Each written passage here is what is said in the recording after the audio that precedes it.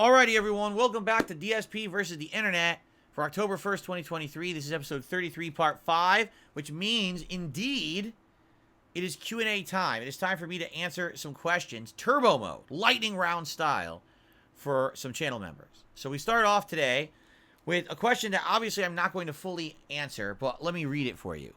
What is your relation with God, and how do you achieve the highest possible good that you could conceptualize? First of all, I don't share religious thoughts. And the reason I don't is because I'm not known for that. I'm a gamer on the internet, correct? And yes, this channel obviously has some game relation. It doesn't. It has some stuff here that has nothing to do with games, right? It's a React channel. However, over the years, the 15 years that I have been a content creator and content curator for YouTube, I have found the following. There are certain topics that people sadly cannot really talk about publicly without some kind of a polarizing response or outcry. Those topics are religion and politics. For example, I know for a fact that there are some people out there that simply because someone says something religious or non-religious or somewhere in between, and it doesn't agree with their personal belief system, all of a sudden, they will completely write you off as their enemy and or basically not want to deal with you ever again. It happened to me. Are you aware that earlier this year, I made a joke, a casualized joke about Jesus? And it was meant to be a joke and it wasn't anything serious. And apparently I personally insulted some people, and there's one or two people who actually went on Detractor podcast to talk about it. I'm serious. So, personally, I don't talk about religion publicly because people are so touchy about it. All right? Personally, I'm not touchy about religion at all. And I would be open to discussions about it. Maybe one day when people would be more open-minded. And what I mean by that is, as I get older, I realize that I can agree to disagree on topics and have open conversations and respect other people's opinions and belief systems, even if they're not in line with mine. Sadly, a lot of people are not. Imagine if I came out today and I told you guys, God, I'm this religion. And everyone, oh, wait a minute, well, we're not that religion. Well, that's it. I can never watch another piece of dark side filled content because, man, we can't just be watching someone who's, this religion that I'm not part of or I don't agree with. You know what I mean? And there's people like that. Lots of people are like that. They'll find it offensive that I'm a religion that they don't believe in. And that's why I'm not going to tell you about my religious beliefs, about any kind of belief in God or relation with God that I have, because people actually can't take it if it's not in agreement with their own belief systems. Same thing with politics. Like if I came out and said I was one side or the other side in American politics, you'd have people who are so polarized about American politics, they'd be like, oh, I can never ever listen to him or talk to him about him again. I can't take it. I hate this guy now, right? So I'm not going to do it, all right? I hope you respect that. That's my wish, that I don't want to share my personal belief systems with the internet when I prefer to be someone who discusses video games and entertainment and have a good chill time with you guys. I don't want to cause problems. Now, as I get older, perhaps there will be a time or a place when I will do that kind of stuff. I doubt it would be on this channel. I doubt it would be on my gaming channel. Maybe we would find a different, like a discussion channel about politics or religion or both. I don't know.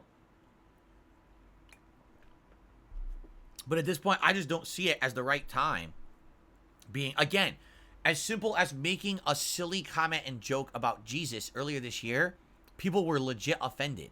So I think that I'm going to refrain. Now, your second question, how do you achieve the highest possible good that you can conceptualize? That is a very high-level philosophical question because, of course, everyone has a different idea of what's good and what's not.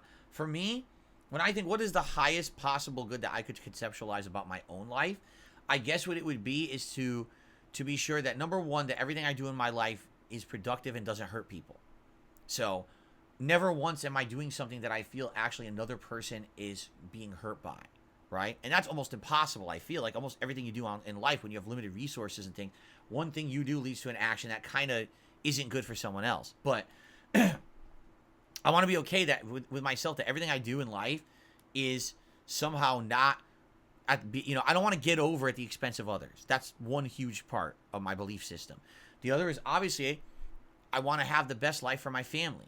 And, I think I'm far from that right now. I think that I'm a part of my life where I'm transitioning from the past where there was a lot of bad things that were said and done, and I'm trying to change myself for the better. And I think I am doing that. I think people have kind of realized that in the last few years. That feels a little different now. And some people are okay with that and some people aren't. But I basically want to make things right for my wife and family to make sure that they're protected and they're good, you know, and that they're not put at risk because of things that I'm doing. You understand? And then, of course, there's many other things I could think of as well. Like, what would be the highest possible good that you could conceptualize, something that yourself could do? But, I mean, I could sit here for an hour talking about this. It's a very high-level question. I appreciate the question, but I do feel like that's a question to be answered at another time, okay? Here's some more lighter questions than that. When eating pizza, do you eat the crust or not eat the crust? I eat the crust. The only time I would not eat the crust is if it is too dry or too crunchy, crispy, hollow, where when you eat it, it doesn't taste good. Pizza should have tasty crust. Like that, my belief is that even if it's charred, the char should taste good. Or if it's a chewy crust, the dough should have flavor and be delicious. Pizza that has crust that sucks means it's not good pizza, in my opinion. Okay? Pancakes or waffles?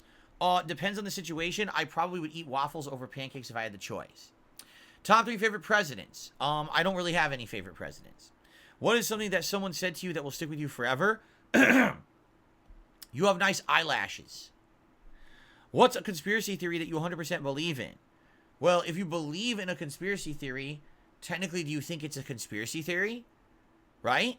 Like a lot of people would say the things that I say about old school fighting game community stuff is conspiracy, right?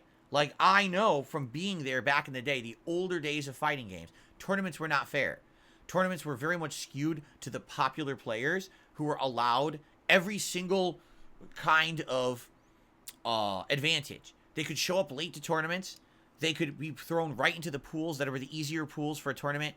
If it was on arcade cabinet, they'd always be sure to be played on the best arcade cabinet in the arcade, while everyone else had to play on these little crouch cabinets with half working controls. They get floated. They get buys. They'd be able to, you know, basically everything, every little casual thing that's nice that make everyone else has to work their ass off. But, you know, and this was commonplace.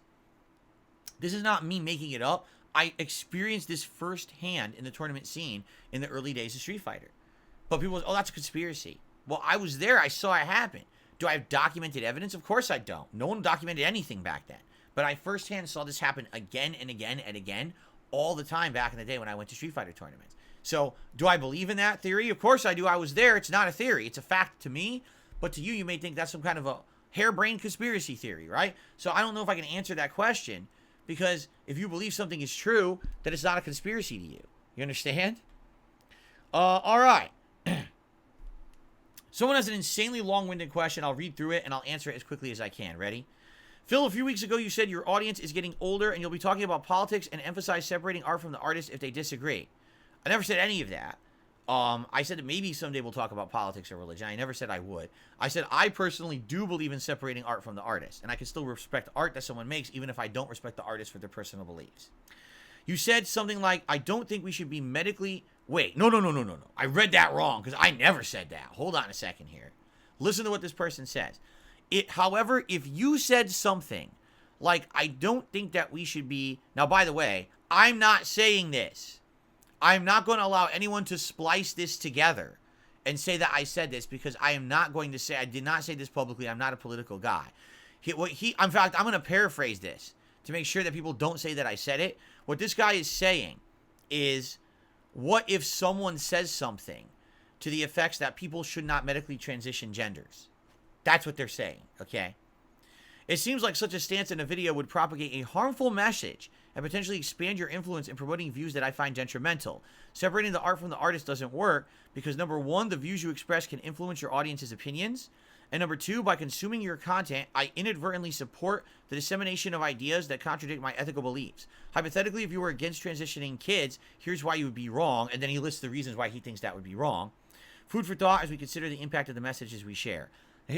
What you're saying, all right, to me is silly, and here's why. By the way, I'm not saying your belief about people transitioning of gender is silly. I'm not saying that at all. Here's what I think, all right? I'll give you the perfect example about this. J.K. Rowling and Harry Potter, because that's really what we're talking about here. This is the J.K. Rowling Harry Potter situation, correct? You can watch Harry Potter movies. You can read Harry Potter books.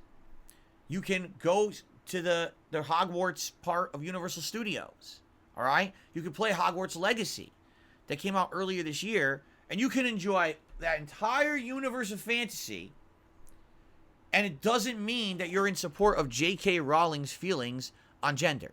You do understand that, correct?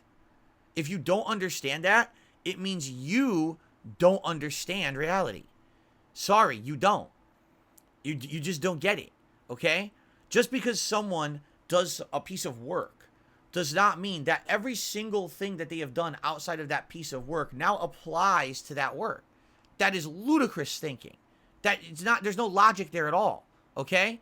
Now, if a new movie of Harry Potter came out and the subject matter was all of J.K. Rowling's thoughts about gender, then you could have that argument.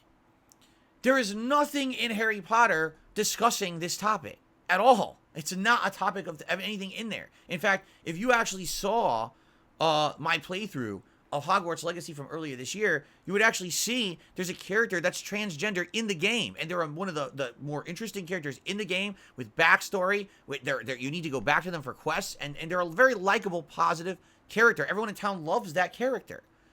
So for you to say that simply because someone has a belief system and you don't agree with it, that everything else that they've ever done is permeated with that, I completely disagree with you. I think that is ludicrous. I don't think there's any logic to that whatsoever. I'm sorry, I don't. I just don't.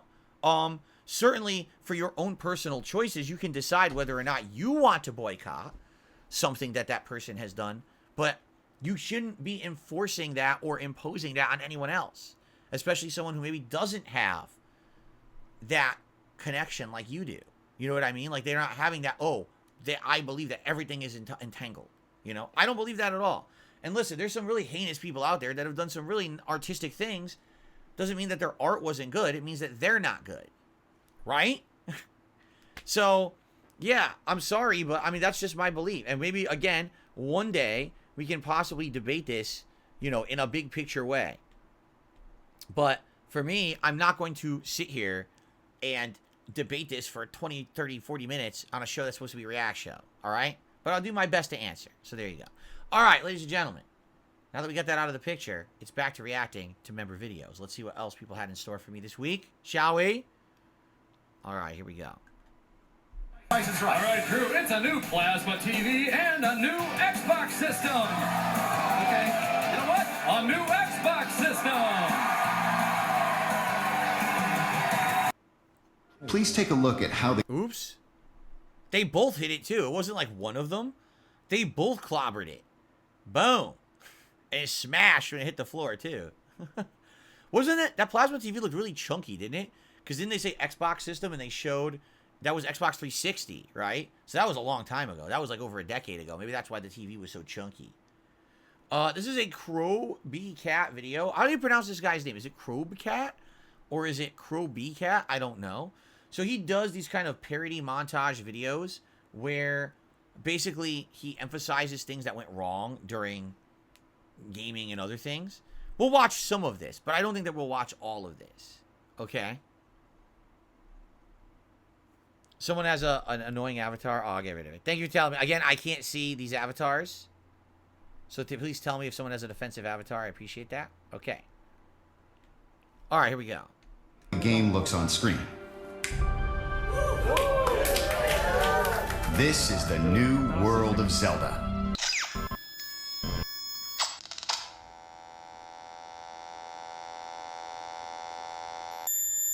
I don't think Did it actually my happen? Nintendo Switch is supposed to be doing this. Oh, God. Dude, the Switch is like That is malfunctioning fucking bad. That's loud. horrible. Highly annoying. Yeah, how would you even shut it up? What is that? This is utter demonic. What is that over there? What is that? What's going on? I Look don't at this feel screen. well. Oh, Jesus.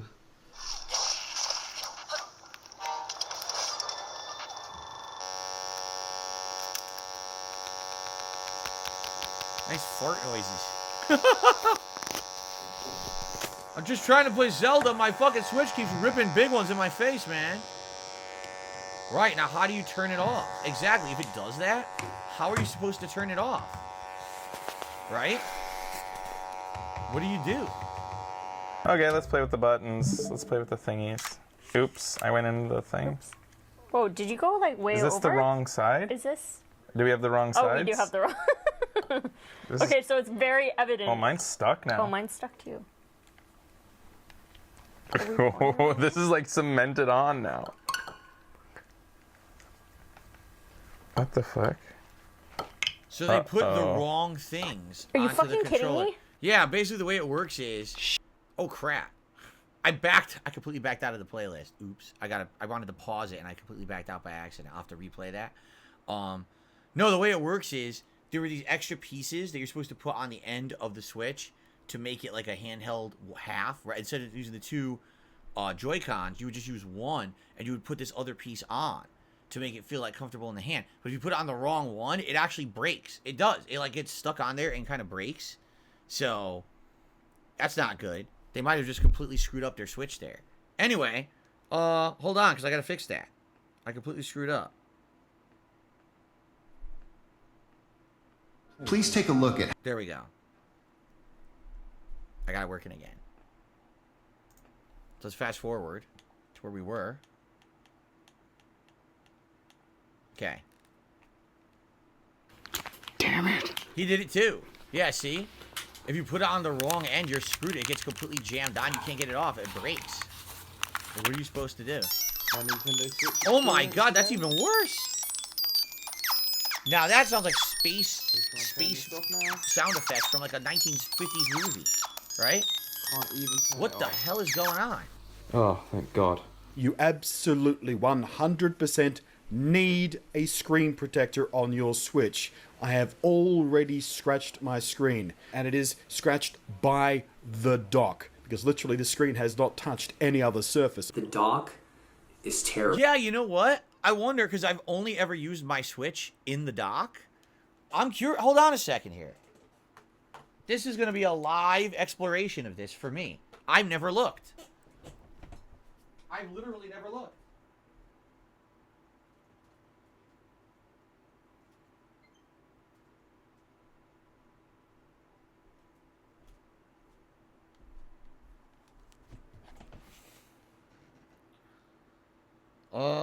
No, it looks like I have no scratches on my Switch. I'm looking at it right now.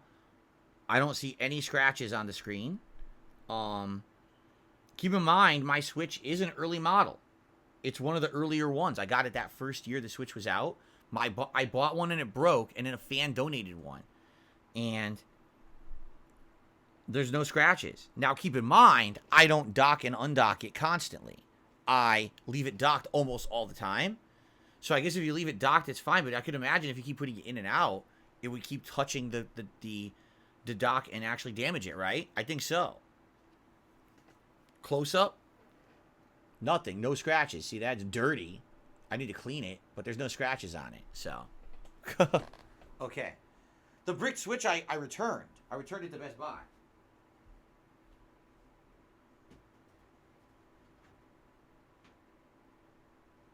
Yeah.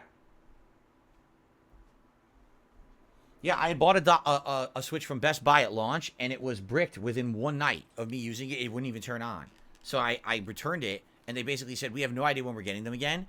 So I didn't have a Switch for the longest time. And then I think it was that summer, a fan actually donated one because they had one. And I was like, wow, that's so nice of you, because I can't even buy one now if I wanted to. It was really nice. So, okay. Let's continue. Let's continue. It's really low quality. I was really surprised by how just cheap and flimsy the dock is. It's essentially just a little plastic box. It's hollow. And it's a the hollow Switch box. just kind of awkwardly crunches in down on it. It's hard plastic even on the inside. There's been reports already that people are scratching their screen. I've gotten like a weird smudge already, a smudge mark from sliding it in and out of the dock, and I think I've taken it in and out of the dock only about maybe 8 times. That light is supposed to stay on the whole time. I don't know what to say, Internet. I mean, this really feels like the system broke. That's what happened to mine. That's exactly what happened to mine.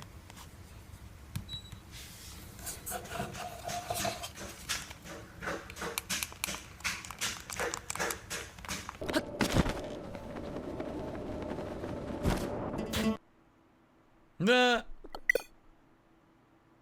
press again.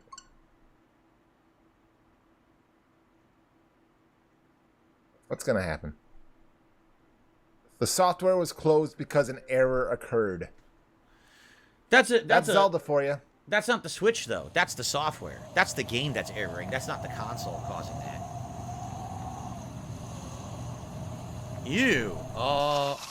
Yeah, these graphics cards are fried. That's an effect that's not rendering. See that? Effects aren't rendering and causing that. Yikes.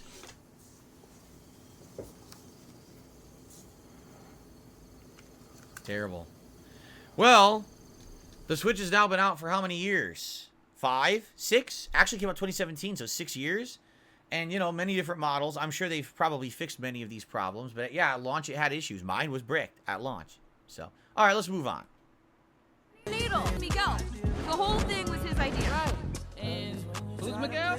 Oh, he's like a ninja, vampire, Spider-Man, but a good guy. A vampire good guy. I'd pay good money to see that.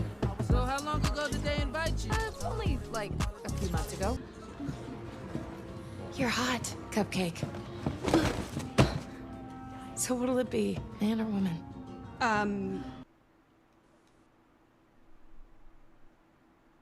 I didn't see either of those, so that it didn't mean anything to me. Like, I literally have not watched either of those movies, so... Okay, then. Look at this. What the hell is that?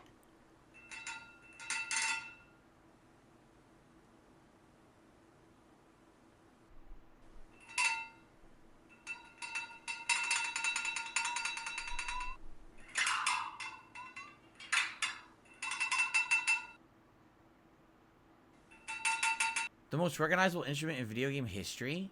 It is? Why is this recognizable? I don't get it.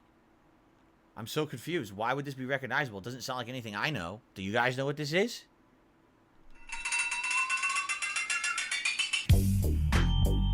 Oh! Oh! Okay.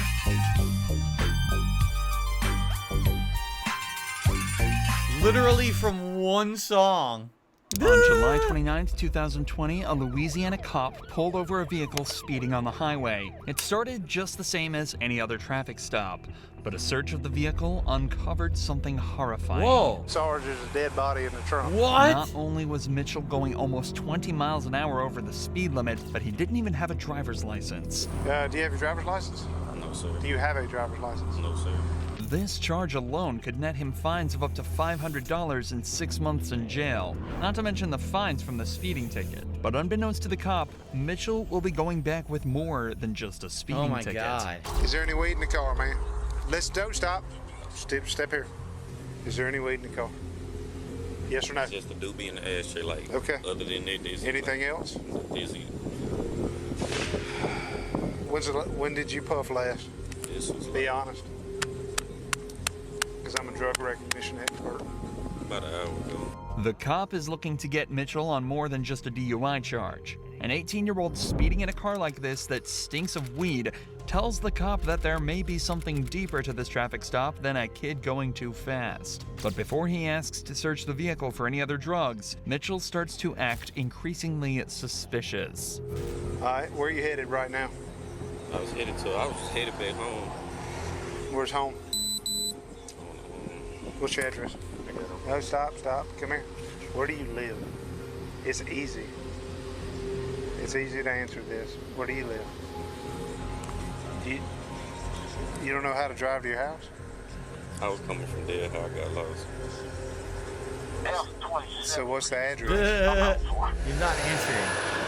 You don't know your address? No, sir. Okay, come back here. Can I take a look at your car? No, sir.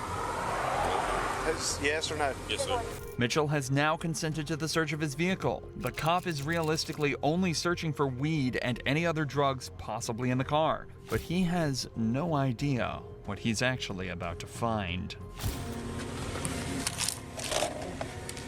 A search of the front seats turned up nothing, but upon examining the outside of the car, the cop discovered multiple bullet holes across the left side of the vehicle. It's becoming more and more obvious to the cop that something is not right at all here, and this suspect was likely caught up in something much bigger than he first realized. When did all this happen? When did all that happen? That happened. When? My brother, he said it. How long ago? happened, Days? Yeah, it was like Okay, come back. Just leave this here. Right. Come back Days here. ago. Right. Just stay right here in front of my car. Right. Hey, it's Jesse again. I'm sorry to bother you. I got this car speeding 73 and a 55. It's a black and orange Camaro. And it's got like 3 bullet holes in the left side of it. The last lying. All right. He said he thinks his brother said his car was in something 2 nights ago. The officer's check of the vehicle returns nothing other than proof Mitchell is lying.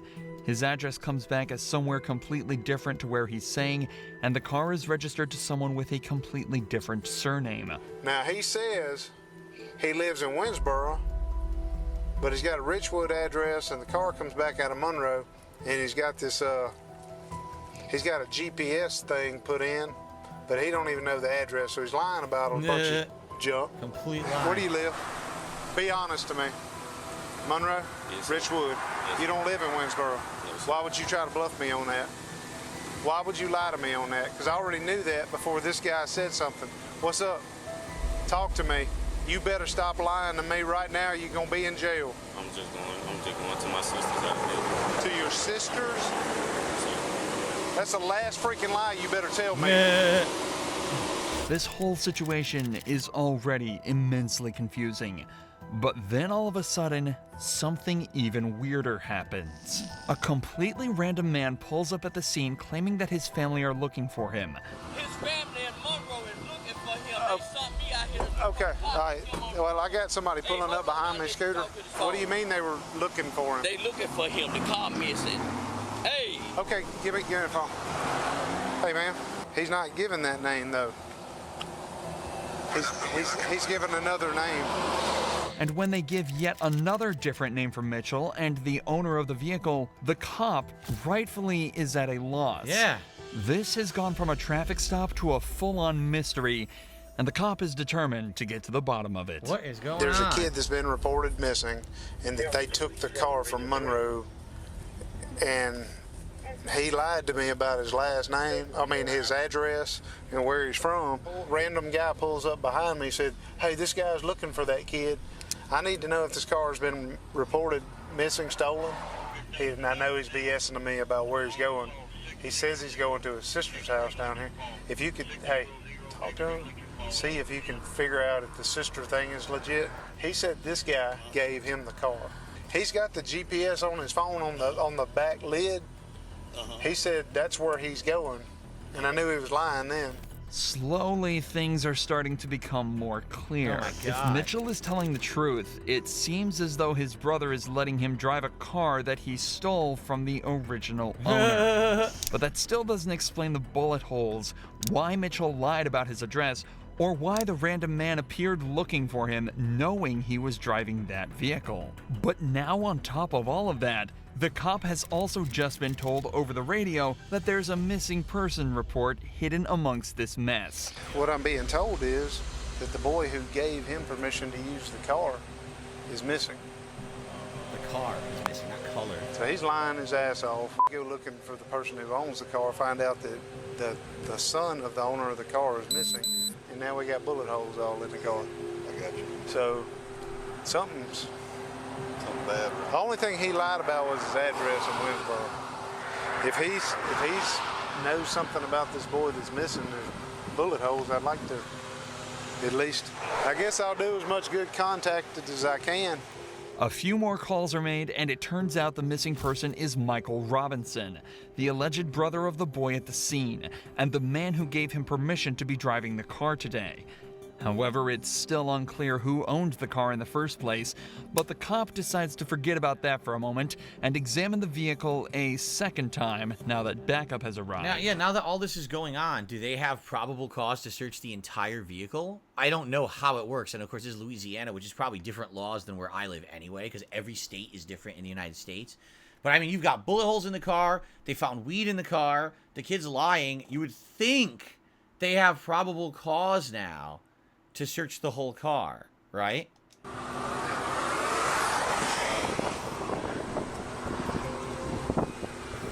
Like, this looks close. Like bam, bam, bam, bam. Yeah. In the board. See?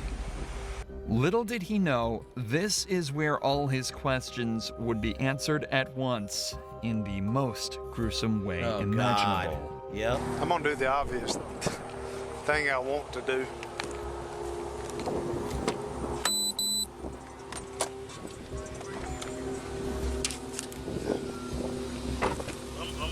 Hey. Wow. Yep. Put your hands up. Put your hand behind your back. Put your hands behind your back. You have a right to an attorney. Have one present during any questioning. At any time you choose not to make any statements or answer any questions. You understand? If you cannot afford an attorney, one will be appointed to represent you by the court. Do you understand? Inside the trunk was the body of Michael Robinson, and all of a sudden, everything makes sense. 26 is 125-03057, 125-0357. F39 Troop F desk. Good.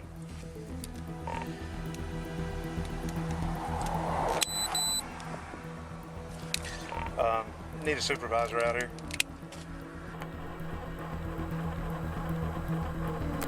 All right, I get the guy out. He's super nervous. He lies to me about his address. He's got no driver's license. He says he's... So what, he killed his own brother to steal his car? Is that what they're saying? He killed his own brother? Going to his house in Winsboro. Well, I find out he lives in Richwood. I pop the trunk. Sarge, there's a dead body in the trunk. Okay, so... I'm not... We blocked in front of the car and behind the car. We've shut the trunk. I have Franklin Parish Sheriff's Office with me. We're at 82. Okay, we're done. It turns out Michael Robinson wasn't related to Mitchell at all. Instead, he was merely an unintentional casualty of an armed robbery Mitchell was part of earlier. Who is that? Who is that? That's him. Who is who? That's Mike. That's Mike. How did Mike get there? Tell me. It wasn't me, man. It was. Okay. I just hit him, bro. I did. You just hit him? I did. In the mayhem of the robbery, Mitchell shot Robinson multiple times with a handgun before loading him into his trunk and driving him away to Winsboro to dump the body. But of course, before he could make it, he was pulled over by the officer for speeding. Michael Mitchell is being charged for the armed robbery and the second-degree murder of Michael Robinson. Mitchell is currently awaiting his trial, but is expected to be sentenced to life behind. Wow. What a story. Crazy. All right, guys. We got one more video coming up. Wow. Thank you for watching DSP versus the Internet. And, wow. I'm actually speechless after that one. That was pretty crazy, huh? All right. We shall be back. One more part. Thanks for watching. See you then.